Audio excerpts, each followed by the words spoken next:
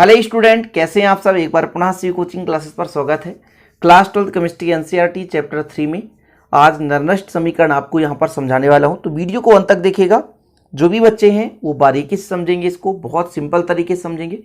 तो इसमें आपको पूरा का पूरा जो नरनष्ट समीकरण है कैसे निकालना है और इसे 12th क्लास में कैसे लिखना है उसके बारे में चर्चा करेंगे। ओके, तो क्वेश्चन कैसे पूछा जाता है कि एकल इलेक्ट्रोड विभव के लिए नरनष्ट समीकरण व्युत्पन्न कीजिए। क्वेश्चन कैसा आएगा, एकल इलेक्ट्रोड विभव के लिए नरनष्ट समीकरण व्युत्पन्न कीजिए। तो फिर आपको लिखना रहेगा। ओके, तो चलिए शुरू करते हैं। सबसे पहले नरनष्ट इक्वेशन के बारे में चर्चा करेंगे कि जब किसी धातु की छड़ को उसके विलयन में डुबाकर रखा जाता है तो धातु की छड़ पर एक निश्चित विभव उत्पन्न हो जाता है। नरनष्ट ने इलेक्ट्रोड विभव पर धातु आयनों का सांद्रण एवं ताप का प्रभाव दर्शाने के लिए एक गणितीय व्यंजक दिया, एक समीकरण दिया जिसे नरनष्ट समीकरण कहा जाता है। तो इतना तो आपको हिंदी लिखना पड़ेगा, जो कि आपको यहाँ पर समझना पड़ेगा प्यारे भाइयों कि नरनष्ट समीकरण में कितना लिखना है। कि जैसे कोई भी आपके पास धातु का क्षण है और उसको हम किस में डुबाते हैं, उसके विलयन में डुबाते हैं। कैसे, जैसे प्यारे भाइयों हम ले लेते हैं कापर का क्षण, और कापर के क्षण को, ये आपका एक छोटा सा पात्र है, इस पात्र में प्यारे भाइयों हमने कॉपर सल्फेट का विलयन डाल दिया।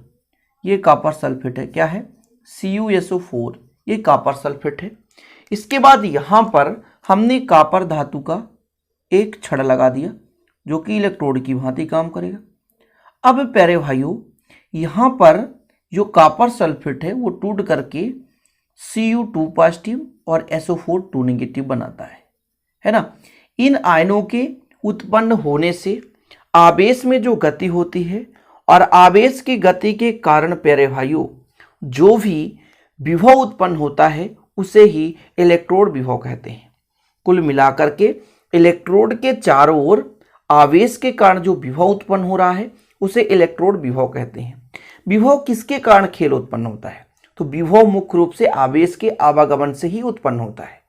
तो जब कोई भी आपके पास धातु की छड़ है उसे विलयन पर डुबाकर रखा जाता है तो इस क्षण पर एक निश्चित मान के रूप में विभव उत्पन्न होता है, जिसे ही हम कहते हैं इलेक्ट्रोड विभव। इसी के संबंध को स्थापित करने के लिए नरनष्ट ने एक निश्चित ताप और दाब पर और एक निश्चित सांद्रण पर इन्होंने क्या कर दिया, एक गणितीय व्याख्या दे दिया जिसे नरनष्ट समीकरण कहा जाता है। ठीक है, तो अब हम एक एक तरफ से एक एक पॉइंट से प्यारे भाइयों नरनष्ट समीकरण देखेंगे।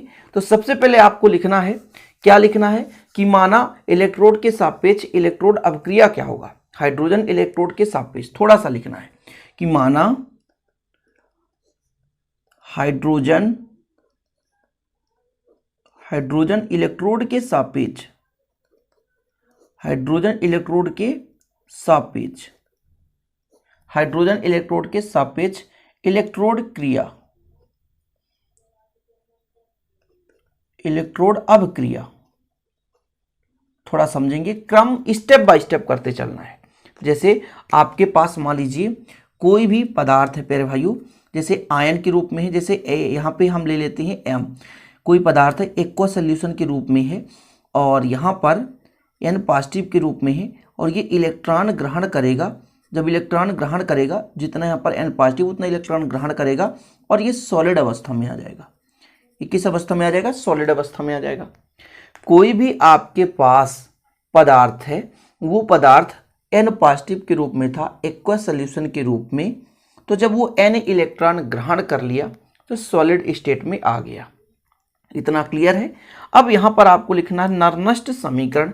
नरनष्ट ने क्या समीकरण दिया, इसको यहाँ पर लिखेंगे, नरनष्ट समीकरण। नरनष्ट समीकरण यहाँ पर प्यारे भाइयों E = E0, ठीक है ना। यहाँ पर माइनस कर दीजिए RT/NF और फिर यहाँ पर लॉग लिख लीजिए और यहाँ पर आपका M सॉलिड जो बाद में इसको ऊपर लिखना है और नीचे लिख देना है M N पॉजिटिव के रूप में जो एक्वा सॉल्यूशन के रूप में था।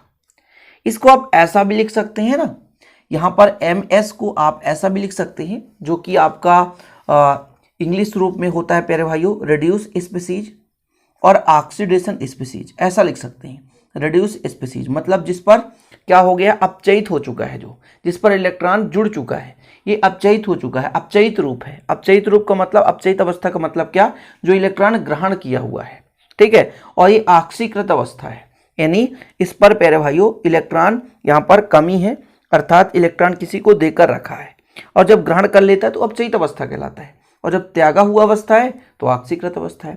यदि हम इसको नीचे और इसको ऊपर रख दें तो ये माइनस जो चार्ज है वो प्लस अवस्था में बदल जाएगा। बहुत सारे बच्चे कमेंट करते हैं, पिछले ईयर के जो वीडियो में था उन्होंने कहा सर ये बताइए कि माइनस जो चार्ज था वो हमारे बुक में प्लस दे के रखा है। जी हाँ, बिल्कुल हो सकता है। उस स्थिति में नीचे वाला भाग ऊपर और ऊपर वाला भाग नीचे रख देंगे आप, तो आपका डाउट क्लियर हो जाना चाहिए। यहां पे बहुत परेशानी होती है बच्चे लोग, समझ लीजिए, अच्छे से समझने की कोशिश करेंगे। एमएस को नीचे रख दें और एमएन पॉजिटिव को ऊपर, तो ये माइनस का प्लस हो जाएगा, ठीक है ना, इतना क्लियर हो गया। जहां पर यदि मैं कहूं कि ई क्या है, तो अपचयन इलेक्ट्रोड विभव है, और ई नॉट क्या है, मानक इलेक्ट्रोड विभव है, ठीक है। ये अपचयन इलेक्ट्रोड विभव है और ई नॉट क्या है, मानक इलेक्ट्रोड विभव है। इतना क्लियर हो गया, इतना समझ गए। अब 10 के आधार पर, 10 के आधार पर दोनों पक्षों में लॉग लेने पर, ठीक है ना, यहां पर आप कर दें किसके आधार पर, 10 के आधार पर लॉग लेने पर, ठीक है, पूरा विधिवत कर रहा हूं, लॉग लेने पर। जब इसके 10 के आधार पर लॉग लेंगे तो कितना हो जाएगा, थोड़ा समझिएगा। ये आपका ई था तो ई रहेगा, ई नॉट तो ई नॉट रहने दीजिए।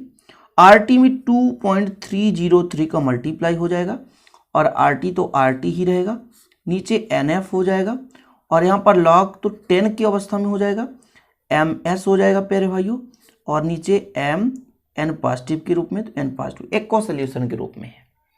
इतना हमने क्या चेंज किया, लॉग 10 में बदल दिया, क्लियर है। और जब लॉग 10 में बदला 2.303 का मल्टीप्लाई करना होगा, पूरा विधिवत लिखना है। यहां पर यदि मैं कह दूं कि यदि एम एस का मान कितना हो, 1.0 मोल, तब आप कहें, तब प्यारे भाइयों कितना आ जाएगा, E equal E naught minus 2.303 R T upon N F, और आपका हो जाएगा लॉग 10, और यहाँ पर एम एस खत्म, यहाँ एम एन पॉजिटिव। अब मैंने कहा ना, यदि इसको नीचे वाले को ऊपर ले जाए तो यहाँ पर चिन्ह बदल जाएगा, यहाँ पर चिन्ह बदल जाएगा, और आपका जो है माइनस का प्लस हो जाएगा, माइनस का क्या हो जाएगा, प्लस हो जाएगा। इतना क्लियर है, इतना आपसे क्लियर है प्यारे भाइयों। चलिए आगे मैं यहाँ पर करता हूँ, तो ई इक्वल कितना हो जाएगा, ई नॉट रह जाएगा माइनस 2.303 आर टी हो जाएगा अपान एन एफ हो जाएगा, और लॉग 10 रहने दीजिए, नीचे का ऊपर ले जाएं तो एम एन पॉजिटिव हो जाएगा, कंप्लीट। यही है प्यारे भाइयों आपका नर्नेस्ट इक्वेशन। लेकिन थोड़ा सा 1-2 पॉइंट और करना है जो जरूरी है, जो कि जरूरी है। मैं यदि आपसे कह दूं कि सामान्य ताप व दाब पर, सामान्य ताप व दाब पर, ठीक है, आपसे कह दूं आर का मान, इसके बाद आपका रहेगा एन का मान, ठीक है, इसके बाद आपका रहेगा प्यारे भाइयों क्या, एफ का मान, आर, और इसके बाद आपका टी का मान। इन चारों का मान लिखना है। तो आर का मान कितना होता है, 8.314 joule kelvin inverse mole inverse. ये रिडबर्ग नियतांक है, आर का मान होता है, ठीक है। गैस स्थिरांक जिसे कहते हैं, गैस स्थिरांक, यानी क्या है प्यारे भाइयों, इलेक्ट्रॉनों की संख्या है, जो कि अपन यहाँ पर नहीं रखेंगे। इलेक्ट्रॉनों की संख्या जो कि निश्चित नहीं है, कितने इलेक्ट्रॉन हो सकते हैं जो कि निश्चित नहीं है। एफ क्या है, फैराडे नियतांक, जिसका मान होता है 96,500 कूलाम, ठीक है, मोल इनवर्स, इसको यदि मात्रक के रूप में लिखना चाहेंगे। और टी क्या है प्यारे भाइयों, ये सामान्य ताप और दाब पर होता है 298 केल्विन।